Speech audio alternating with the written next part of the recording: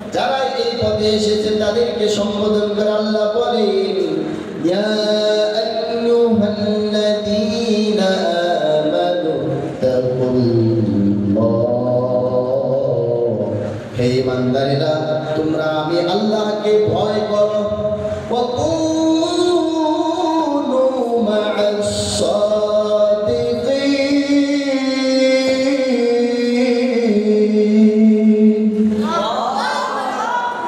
কাদেরে কুদরত দারি पर कमाल, कादिरे कुदरत दारी पर कमाल, अंत रब्बी अंत हस्बी जुल जलाल, अंत रब्बी अंत हस्बी जुल जलाल।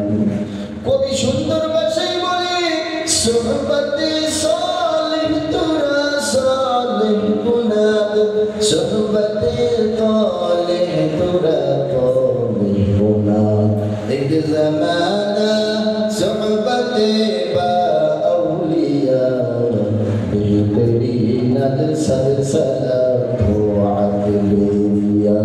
সবাই চিল্লাবেন আল্লাহু আকবার।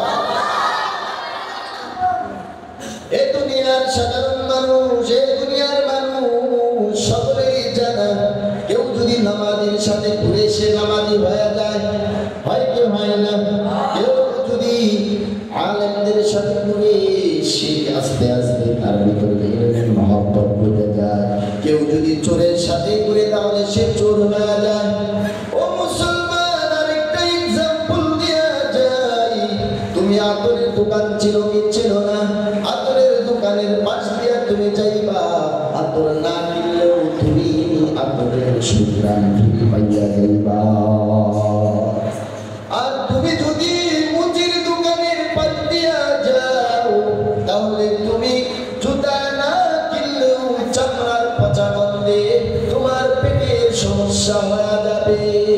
এখন তোমাকে আল্লাহ পাক স্বাধীনতা দিয়েছে, তুমি আতরের সুঘ্রাণওয়ালা দোকানের পাশ দিয়েও চলতে পারো, আবার তুমি মুচির দোকানের পাশ দিয়েও চলতে পারো। এখন আতরের গ্রাম হচ্ছে, আতরের দোকান হচ্ছে মাদ্রাসা, এই আর আতর হচ্ছে এলেম।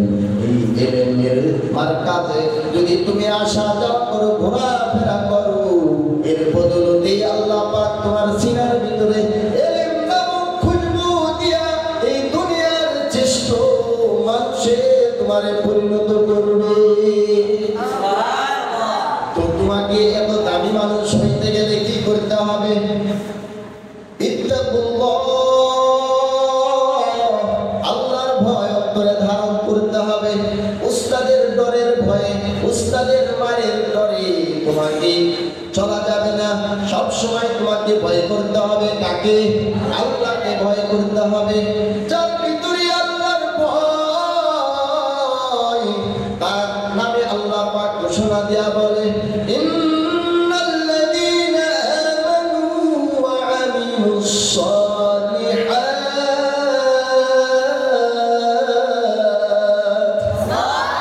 নিশ্চয়ই যারা ঈমান এনেছে এবং আমলে সালিহা করেছে, উলাইকা হুম খায়রুল বারিয়া। সুবহানাল্লাহ বলেন।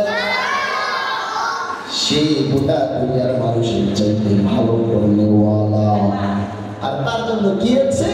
আল্লাহ পাক পরের আয়াতের পরের অংশে বলে, জাযাউহুম ইনদা রাব্বিহিম, তাদের জন্য তাদের রবের কাছে কি আছে? উপরোপণ আছে, হাদিয়া আছে, পুরস্কার আছে।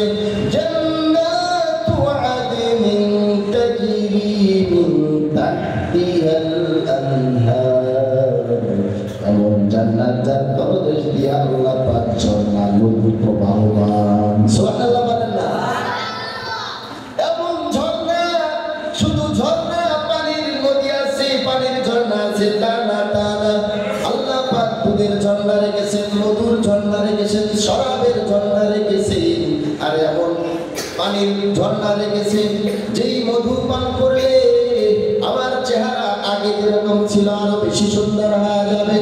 দুনিয়ার মানুষের তৈরি কিন্তু শরাব খাইলে দুনিয়ার মানুষ আমাদের মাতাল বলে।